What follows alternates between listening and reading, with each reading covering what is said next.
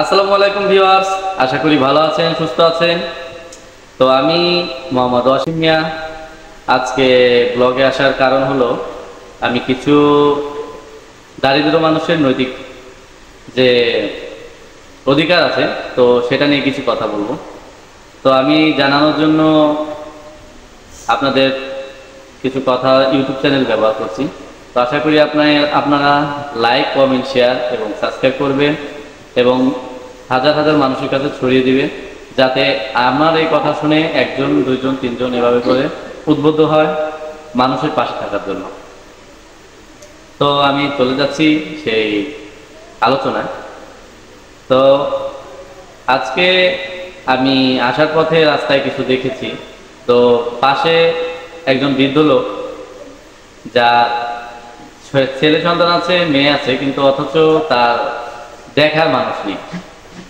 তারা তাদের জীবন উপভোগ করছে আর বাবা মাকে ফেলে দিয়ে তারা অনেক সুখে আছে, শান্তিতে আছে, সেরকমই দেখাচ্ছে, কিন্তু তার বাবা মা খোঁজ খবর নিচ্ছে না।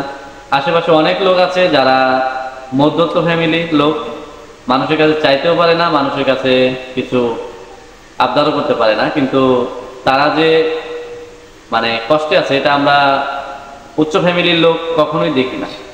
আশেপাশে অনেকে আছে। তো আমরা প্রতিনিয়ত যদি 10 জন করে হেল্প করি, তো আশা করি আমাদের এই বাংলাদেশে দরিদ্র মানুষ অনেকটাই কমে যাবে, অনেক মানুষই হেল্পফুল হবে, আমাদের মতো স্বাভাবিক জীবনযাপন করবে।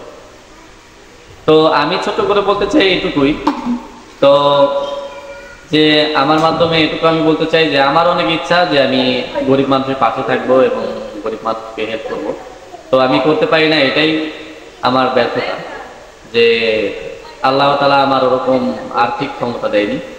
তো আশা করি আপনাদেরকে দিয়েছে, আপনারা করবেন। এবং আমার যে অনুভূতি, আজ মরে গেলে কাল 2 দিন, এটা কিন্তু কথা সত্য।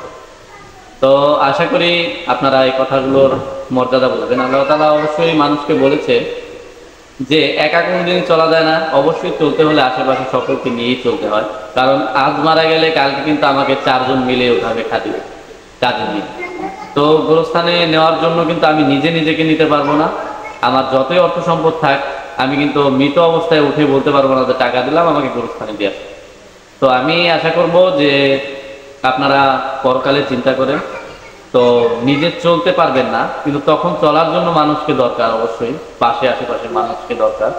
তো এটা চিন্তা করে যে আপনাদের আশেপাশে যে গরিব মানুষগুলো আছে, আশা করি সবাইকে হেল্প করবেন, তাদের পাশে থাকবেন এবং সকল প্রকার সমস্যার সাথে সাথে সমাধান করে দেবেন।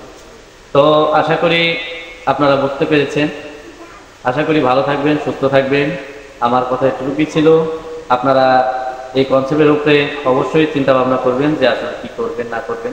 তো আমার ইচ্ছা এটুকুই।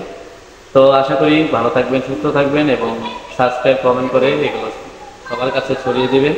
তো আমি চাই যে আমি না পারি, কিন্তু আপনারা অবশ্যই সবাইকে হেল্প করুন এবং সবাই যে দোয়া দেবে অবশ্যই আমাকে, আমি তার অংশীদার হই। আসসালামু আলাইকুম, মাহে রমজানের শুভেচ্ছা।